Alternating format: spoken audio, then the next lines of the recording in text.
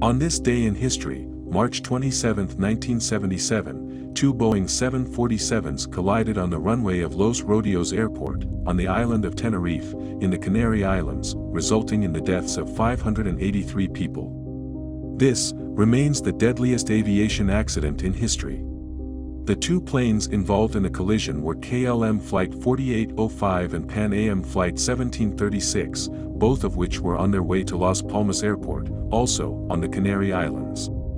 A terrorist incident at Gran Canaria Airport had forced the closure of that airport, causing a large number of flights to be diverted to Los Rodeos.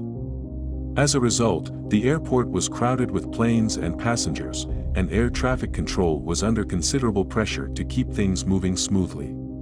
Unfortunately, a combination of factors, including miscommunication, confusion, and language barriers, led to a series of errors that ultimately resulted in the collision. The KLM flight, which had just landed and was taxiing to the end of the runway in preparation for takeoff, was instructed to wait for further clearance from air traffic control. However, due to a misunderstanding, the KLM captain believed he had been cleared for takeoff and began to accelerate down the runway.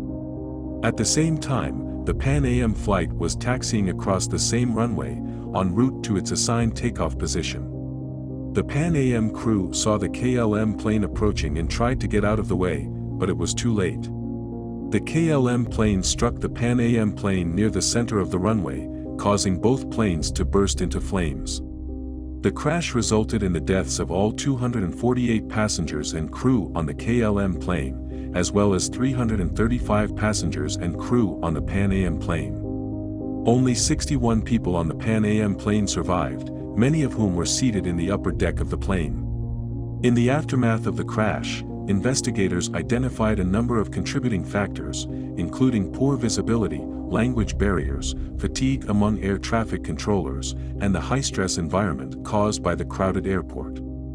The crash led to significant changes in air traffic control procedures, including the adoption of standard phraseology for communication between pilots and controllers, and the implementation of stricter rules for runway use.